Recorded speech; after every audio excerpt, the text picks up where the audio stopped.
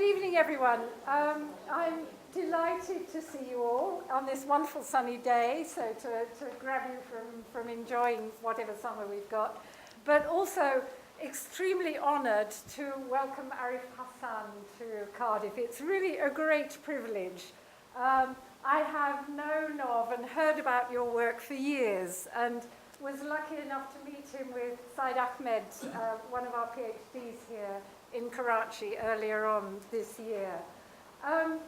When I looked up the Wikipedia entry for Arif Hasan, and I don't know whether it's accurate or not, it said you were architect, planner, activist, social researcher, and writer, but particularly recipient of the Hilal al-Imtiaz, the country's highest honour and award.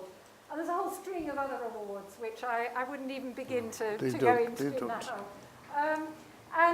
But particularly, Arif is known very much for his work with the Orangi Pilot Project, both as chairman of the Research and Training Centre of the Orangi Pilot Project, but also chairperson of the Urban Resource Centre.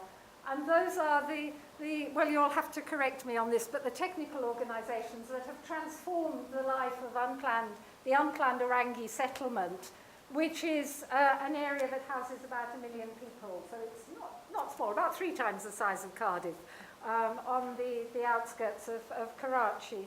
And in particular, Arif has been active also with the Asian Coalition of Housing Rights. He's a member of UN Habitat's the Committee Against Forced Evictions, AGFI, and really has been an activist on the scene of community-led development for a long time. Are there any corrections on that I should? Just one. Yeah. Orangi is 1.3 million. Oh, 1.3 million. Okay, you have to get the facts right, so thank you. So without further ado, I would like to welcome Arif Hasan, and it is, as I say, a great privilege to have you here in Cardiff. Thank you. Thank you very much for that introduction. The privilege is mine, the honor is mine. And Alison has taken me around this city. She's shown me some wonderful things, some wonderful architecture. And ever since I've come here, I've been trying to make sense out of Welsh. But I have not really succeeded, because the language is so different. But anyway, it's nice to see another language written underneath. How long do I have? You decide. Well, we normally say about 40. Oh, good, fine. Fine. 40 minutes is okay. I'll manage in that. Now, what I'll try to do is try to first tell you how Asia has changed and how our work has not changed. So how our work and the work of many of my colleagues has not changed. It's not kept pace with the changes that have taken place. And then I'll focus in on Karachi. So most of my colleagues, and myself as well, not only them, we are working on something we've been working on for the last 30 years, 35 years. Preventing evictions, regularizing settlements, improving squatter settlements. But today the situation is very different. The question is, how do people acquire homes today? And squatter settlements are history, at least in the case of the mega cities and large cities of Asia. Land has become very expensive. With liberalization, the middle class has expanded, and invariably, it takes over most of the land that is available. And so the poorer settlements are slowly pushed out, even from where they are within the city to the fringes of the city. Then other things have happened. The state has opted out of social housing with neoliberalism, and the state says, no, there's a market, you go and access the market. Sorry, I should take this. You should go and access the market. And for accessing the market, the state has made considerable concessions. It has improved credit conditions. It has in some cases identified land which can be acquired at cheaper prices. Meanwhile, NGOs create small islands of social housing, 60 houses, 100 houses, 300 houses. They are a drop in the ocean. And in this huge sea of turmoil and large-scale migration, they make very little difference. So the issue is, what exactly is happening? No squatter settlements. Then what is happening? Where are all these people going? And so I will try and talk about Karachi, and its case is very similar to that of other settlements in other cities, especially mega cities of the world. If I take Karachi, it's the fastest growing city in the world. Its 1998 population was 9.8 million, and its 2011 estimated population is 21.2 million. And I don't know if we should be proud of it, but we are the fastest growing city in the world, and no other city has grown as fast as Karachi has in the last decade and a half. So this is what the figures that we have at present. But when we look at other cities, we find a remarkable similarity. This is Delhi. Between 1961 and 71, it increased by 52.9%, but it was only an increase of 1.4 million. Between 2011 and 21 alone, it increased by 22%, which is 3.6 million. And if I give you figures of other cities, they will not be dissimilar. This is the age of large-scale migration into Asian major cities. China, same thing. Thailand, not quite. It has had this before. Let me go back. Now, what is the reason for this migration? I'll discuss this in somewhat greater detail. But if we take India, India has 500 special economic zones for capitalist farming.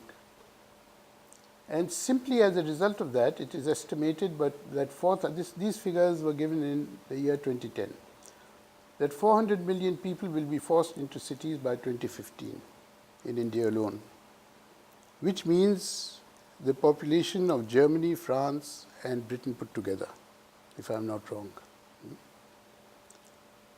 Many proposals have been made, especially by the Indian government. The Indian government is more proactive than ours. And one of them is the Delhi-Bombay corridor, a rail corridor, a road corridor on which 10 cities are envisaged, which will be, quote unquote, economic hubs. If you want to see how Karachi, which I'm going to talk about, has developed, here you are. You can take a look. 1947 and 2001. So you can see how it has grown. And this is also completely wrong. It's now something like this, the outer fringe. Also, we are told all the time by the Asian Development Bank, by the World Bank, by academia, you have to densify, you have to densify, you have to have densities. Well, we are the most dense cities in the world. There's no cities denser than us. Oops.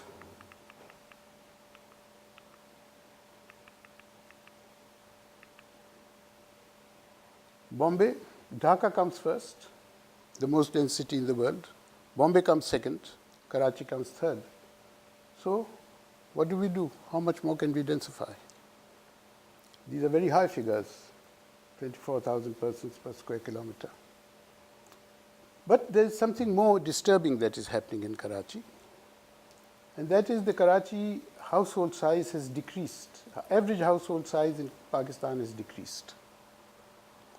But Karachi's household size has increased from 6.7 to 7.3, which is a 10% increase, a very big increase.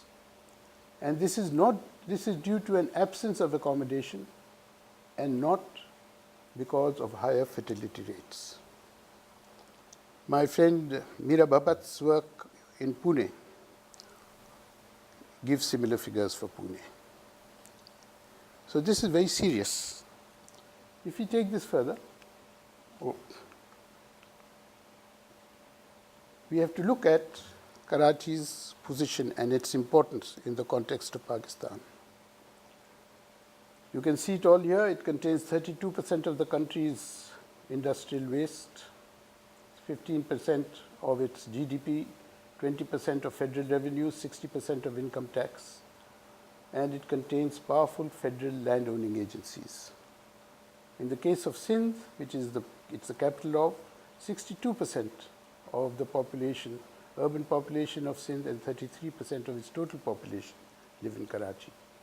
71% of large-scale industrial sector employment and 78% of private sector jobs and 75% of Sindh's total industrial output.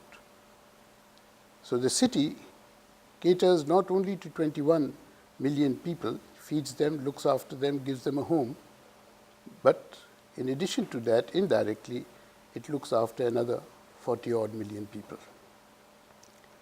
How does it do it? How does it manage? Now, the problem, especially in the case of Sindh, I will come back to later, that both these two things affect local governance, and they create enormous contradictions between various groups on how the city should function, which I'll come to that later. Now, the city has 13 landowning agencies. They all have their different bylaws, zoning regulations, and procedures, and there's no coordination between them. Why is this? This is so that when the economy became liberalized and there was greater decentralization that took place, these land-owning agencies started to extract value out of their land. And they were not willing to sit down together as they used to sit down together previously. So there's an issue of value extraction. Now, there are two political parties in the city. There is the MQM, whose leader has been arrested today in London. There is the MQM, which is a party of Urdu speakers, and there is the People's Party, which is a party of Sindhi speakers predominantly. The MQM is present only in Karachi.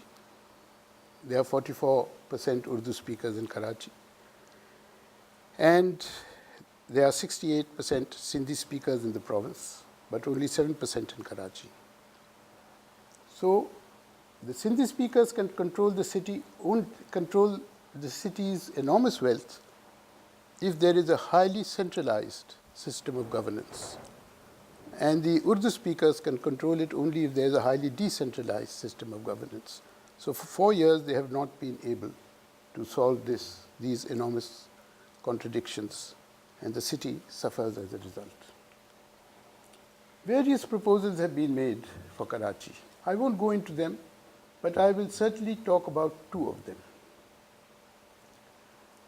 One is the Greater Karachi Resettlement Plan. And this was a very important, sorry, this is wrong, by the way, I've got the figures wrong, I apologize for this. It's not 75-85. The Karachi Resettlement Plan was in the 1960s. It was Doxiadis' plan, this famous Greek planner. And there we decided that we would create 2 satellite towns to the city and shift the working class population to these 2 sites, and the refugee population also. Well, it was these 2 sites were supposed to have industrial areas where people would work, they wouldn't come into the city. It didn't work. The industry never came. And these 2 settlements, each 30 kilometers from the center of the city, their people had to commute from there to their places of work. various studies show us that these people became much poorer as a result of this movement than they were when they were living in the squatter settlements within the city. Industry didn't come, it has come now. Also, this migration, this shifting of population was of Urdu speakers predominantly. So you created two Urdu-speaking enclaves in two areas of the city, and they were of poor people, so you created two poor Urdu-speaking enclaves. This has played out in the politics of Karachi. These two areas are perhaps the most politically disturbed areas that you have in the city.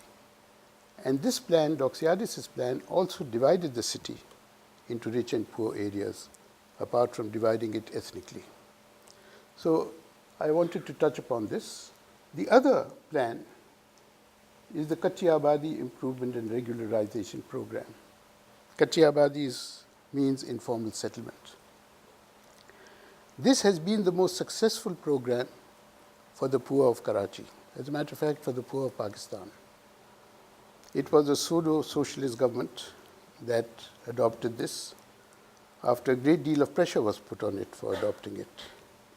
Under this, 72% of Karachi's informal settlements have been marked for regularization, and as such they have tenure security.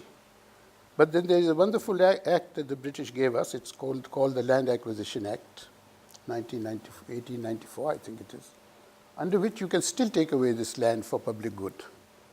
So nobody takes away the land of the rich for public good, but for the poor it's all right if you take away the land for public good.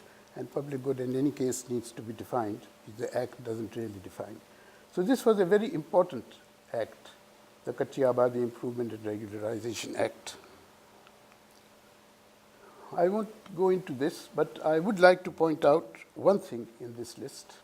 That is, in the 70s, we went into building apartment blocks for labor. The program was a complete failure. The people who were housed in these blocks, they couldn't sell them, but they sold the possession. They didn't want to live here. They didn't like these places. Also, this was so expensive as compared to building individual houses on lots of land, that the state very soon realized that it could not continue this process. It did not have the finances. There were other problems with the program. Economic activity in these flats was not possible, and poor always have economic activities in their homes. So this did not work out.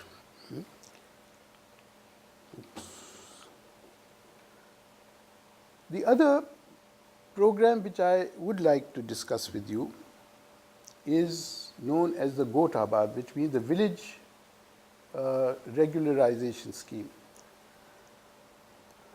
Karachi had two rural areas. These rural areas in area were twice or thrice the size of the Karachi city. In 1998, in 2006, sorry, no, 1999. In 1999, it was decided that these rural areas would become urban areas. Me and my colleagues put up a big fight against this, because what would we do with all this land? And this land had 2,800 villages in it. And what would become of the villages? But this was done.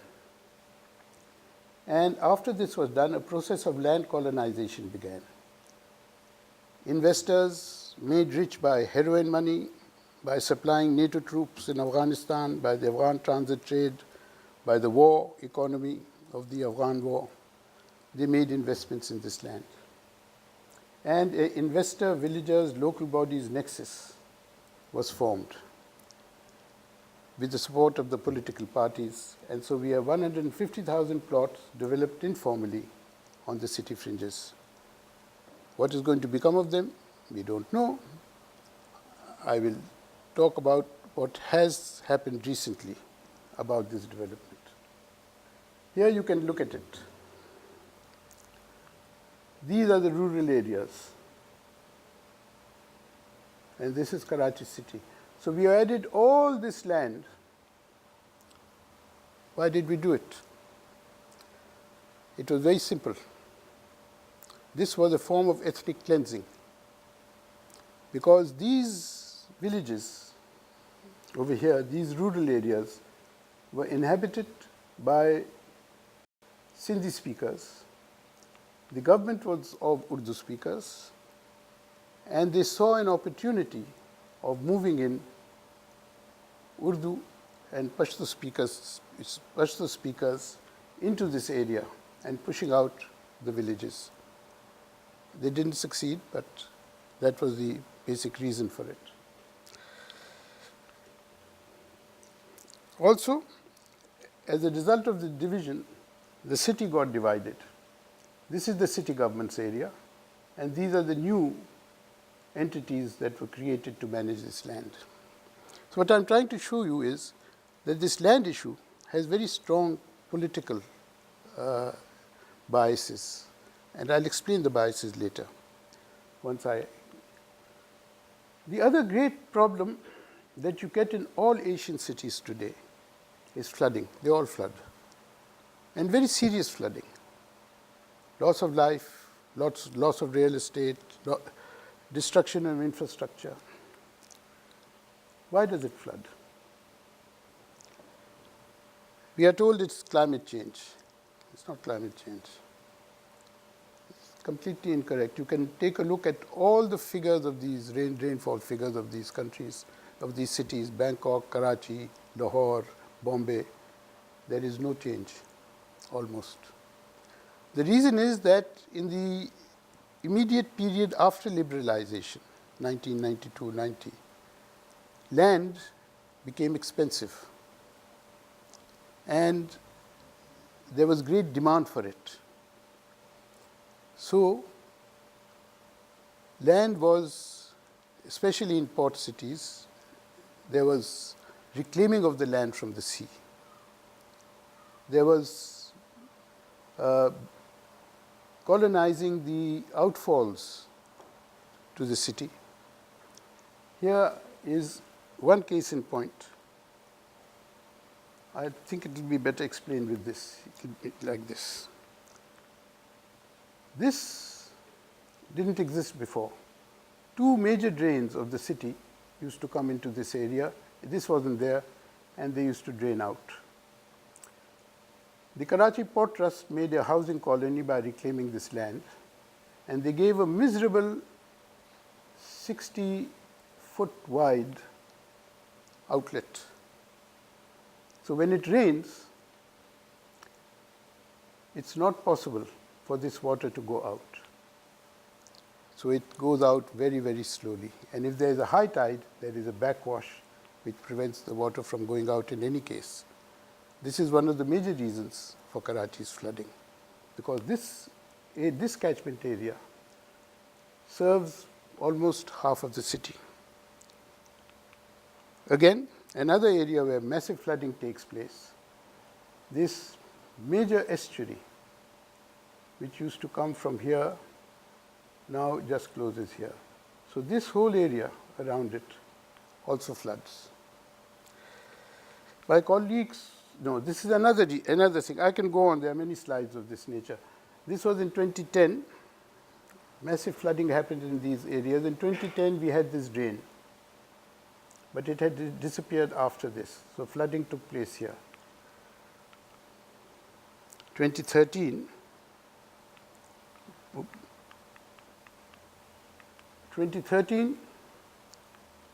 the drain completely vanished. Consequently, this whole area flooded. My friend Sumsuk Bonabancha has done an analysis of Bangkok and identified why Bangkok floods. It's for exactly the same reasons that Karachi floods, Bombay floods, Lahore floods. It's no different. So this ecology aspect is extremely important.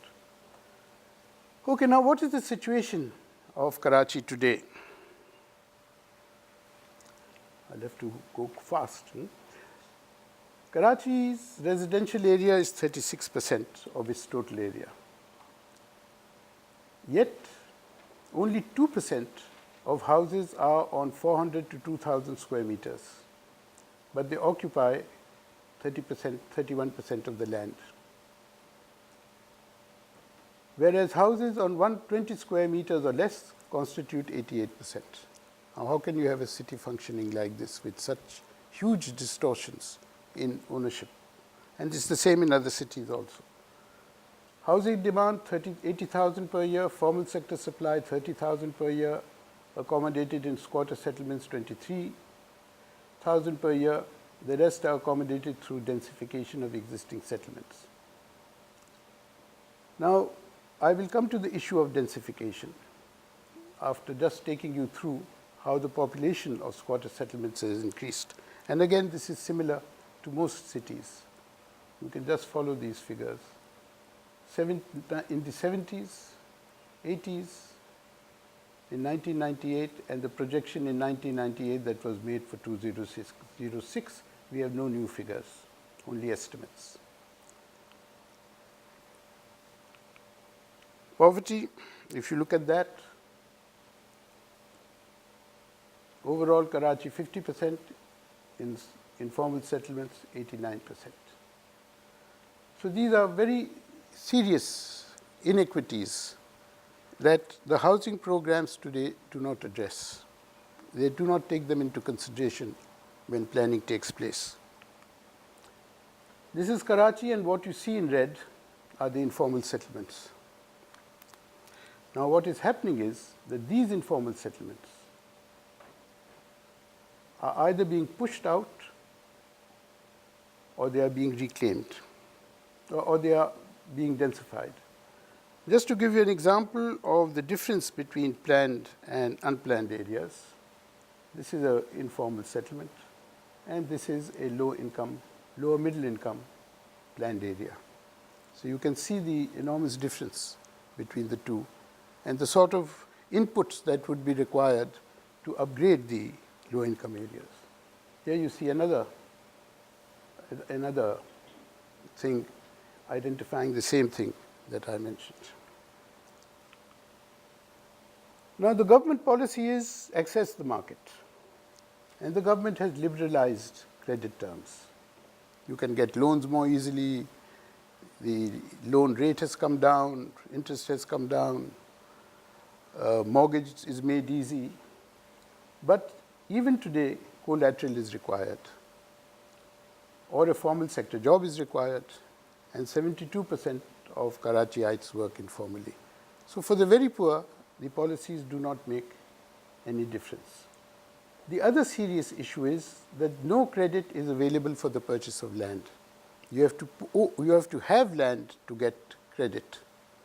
So that is a big problem, and only one country has tackled it in Asia, and that is the Philippines through the community mortgage program. You might like to look it up. It was a good program, but the funding is so small that it doesn't really have the impact that it should have. The developers, meanwhile, do not cater to low and lower middle income groups at all. And the developers make about 100% profit. And I think this is common almost everywhere. The other thing that prevents people from acquiring land for housing is the increase in land prices. In 1992-91, it was 1.7 times the daily wage for unskilled labor, 1 square yard. Today, it is 10 times the daily wage for unskilled labor. Similarly, construction of homes has gone up from 660 per square yard to 5,000 per square yard in 2007. Rents have increased similarly. So, if you compare it to the income of the people, housing has become more difficult to acquire and pay for, in spite of the market becoming more flexible than what it was. Then there is the transport issue, which is extremely important and which all these cities have started to face now. Relatively affordable land is available only on the periphery, and it's moving further and further away. People who live in the periphery, they have terrible lives because of the cost and time taken in commuting. Very serious. On my website, you will find the details of this, how much they spent and why. Then there is another cost. Women cannot work. Once upon a time, women didn't work in Karachi. But now if a kitchen has to function, then a woman has to work. And women can't work far away because there are no jobs there. And she will have to leave the home with her husband. And who does she leave the kids to? And she comes back after 12 hours, commuting time about 3 to 4 hours. There's a social cost. The husband is never there. Interviews that we had of women, they were very interesting. They said the man is never there. One of them also said it has given him an excuse not to be here. But anyway, so there is this cost as well. And you have kids who never see their father except on Sunday. Otherwise, they don't see them. And no amount of mass transit is going to solve this issue unless it is heavily subsidized. We have learned this from all the transport systems that have come. Now, because of these reasons, what is happening almost everywhere in Asia is the densification of existing settlements that are nearer to the city. So they are densifying. Karachi's mass transit program, I think it will take 20 years to complete. The first lot might be up in 4 years, but it will take 20 years. And it will certainly not solve the problems of those living on the periphery. The other issue is traffic. These are 4 cities. You can see the traffic in them. Why is this? Karachi registered 506 vehicles per day in 2006. Bangkok registered 1,750 plus vehicles per day in the same period. Delhi registered 1,200 vehicles per day in the same period. I've rounded off the figures. The actual figures are in my papers. And in Karachi, banks and leasing companies gave a loan of 1.53 billion US dollars for the purchase of Karachi vehicles. There is another story, which we could, if you like, I could give you details of that. Now, these were the old settlements. Everyone loved these settlements, friendly, nice settlements.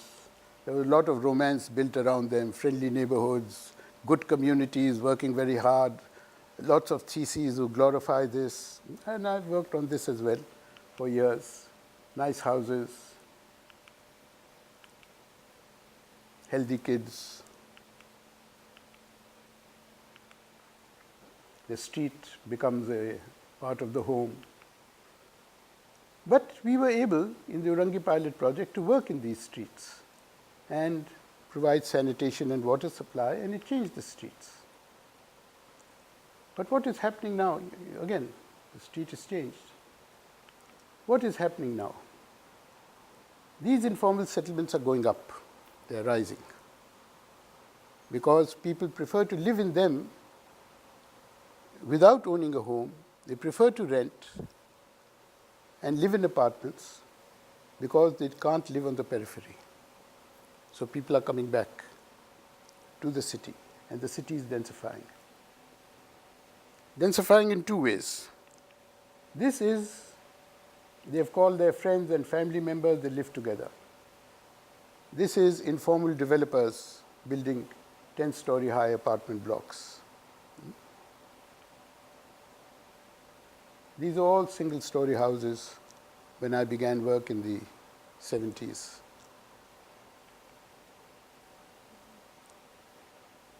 So this is the new settlement pattern.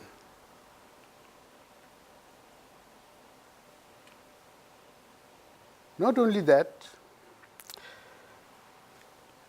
in the old city, these neighborhoods are being demolished to build warehouses at the bottom, and male-only labor accommodation on top.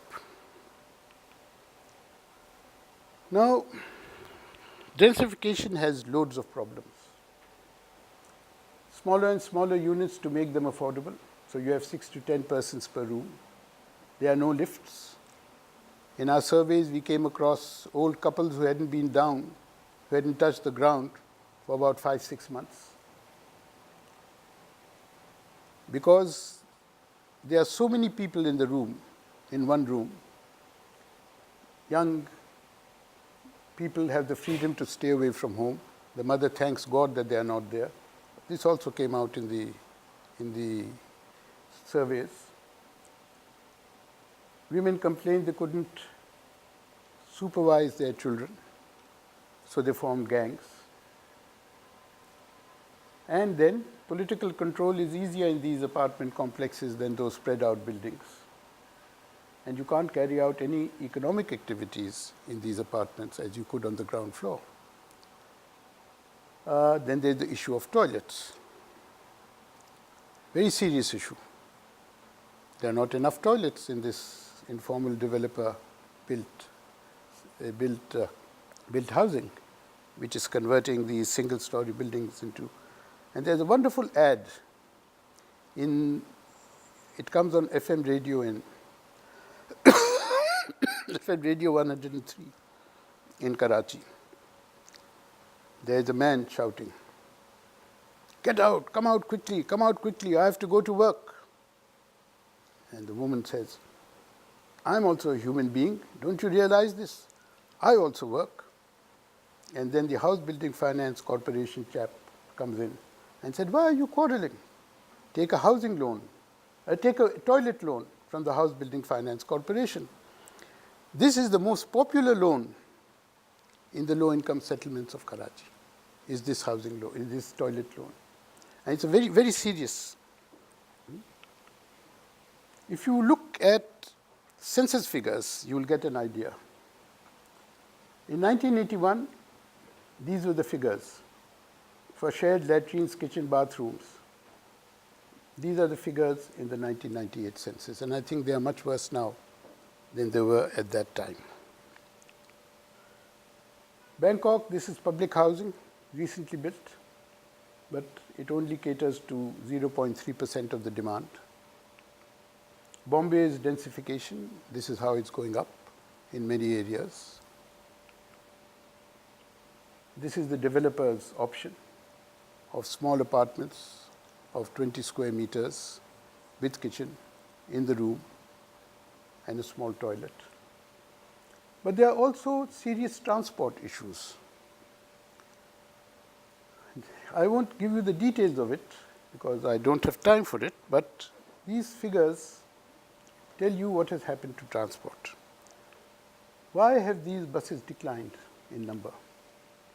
They have declined in number because it's not economically beneficial to ply private transport unless the government is willing to raise fares considerably.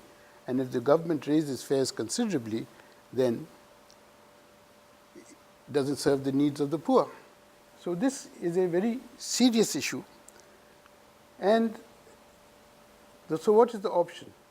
The option is motorbikes and Kimchis. Now what are they? Motorbikes.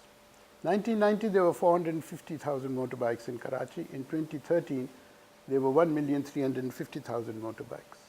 They are preferred to public transport. They are cheaper, faster, flexible.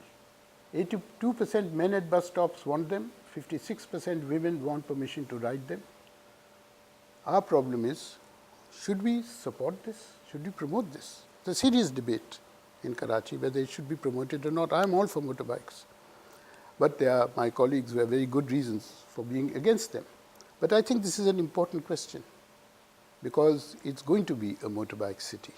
And Pakistan is going to be a motorbike country unless we can have subsidized transport. So these are the motorbikes. Then this is something known as the Kimchi. Came from China, but very quickly adopted to Pakistan where it's being manufactured. It's a 6 or 9-seater rickshaw. It's cheaper, faster, more comfortable than public transport, requires no subsidies, families love it. Policemen and motorists hate it because it creates congestion, but it solves a very important problem of the Karachiites. So the issue is, should they be promoted? The High Court doesn't think they should be promoted, it thinks it should be banned, but I think the final judgment is yet to come. Evictions, I won't touch upon evictions except that I will say that there have been large-scale evictions for public good. These are a daily occurrence in the city. They are a daily occurrence. And this was the Liari corridor, where an expressway was built, which we fought a lot against this expressway. And this is the Liari corridor today. All those houses gone. The photograph is taken from the same bridge.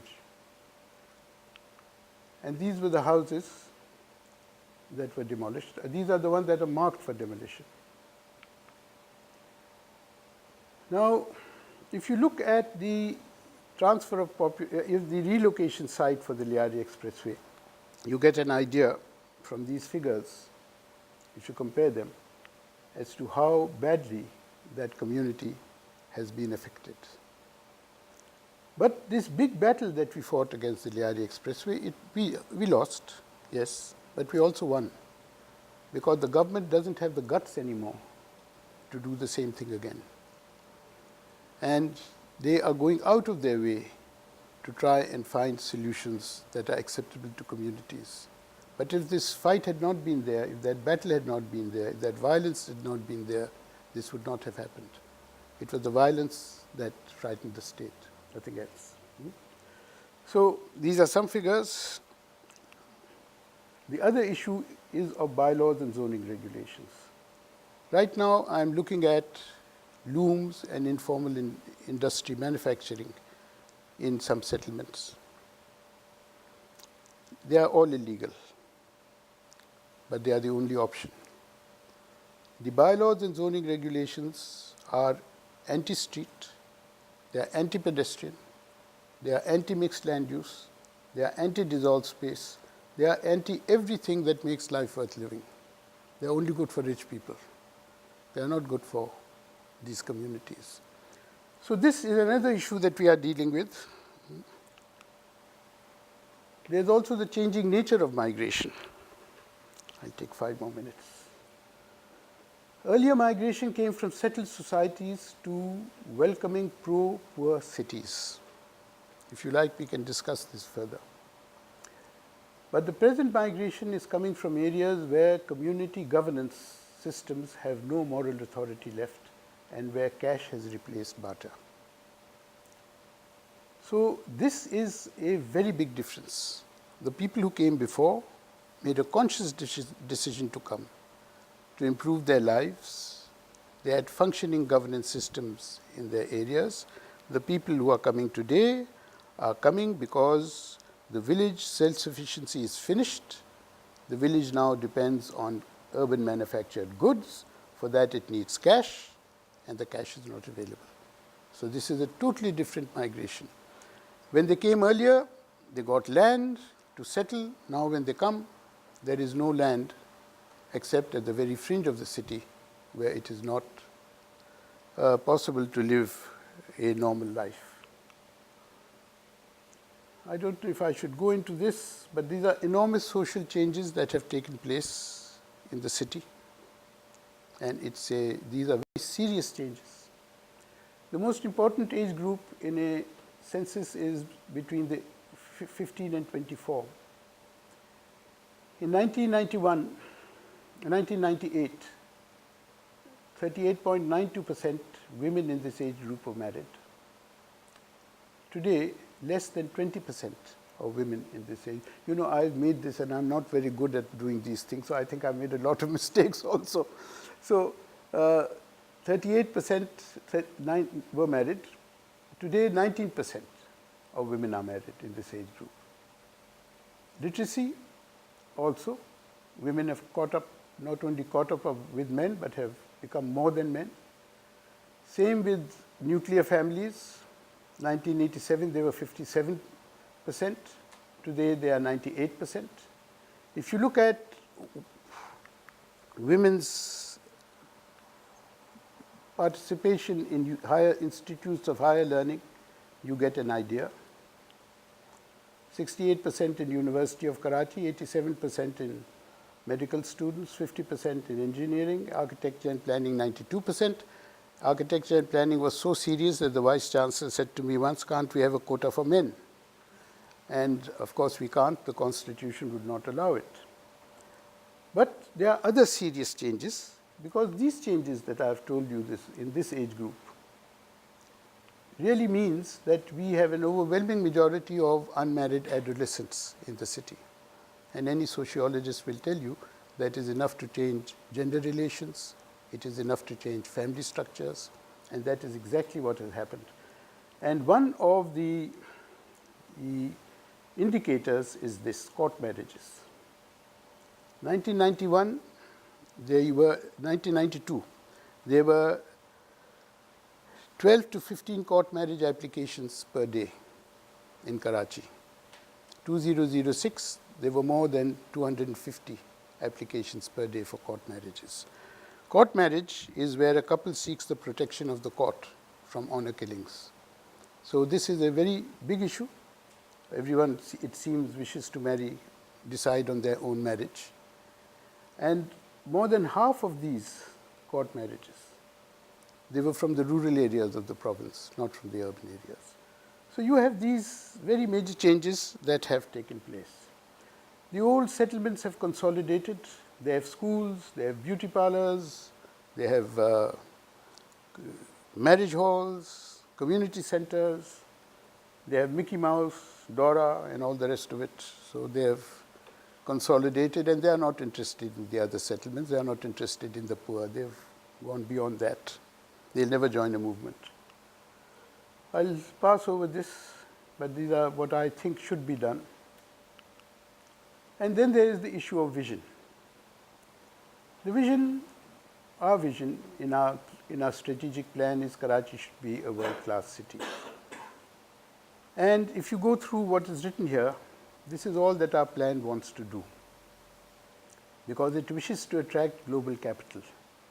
In the process, projects have replaced planning, because if you are going to do this, this is not planning. This is basically projects, and that's what we are doing. We are promoting projects. There is no plan to those projects. So we decided that we will accept this. Okay, there will be projects. But then we said to the strategic development plan that projects have to respect the ecology and natural environment of the area in which the city is located. Land use has to be determined on the basis of social and environmental considerations and not on the basis of land value or potential land value.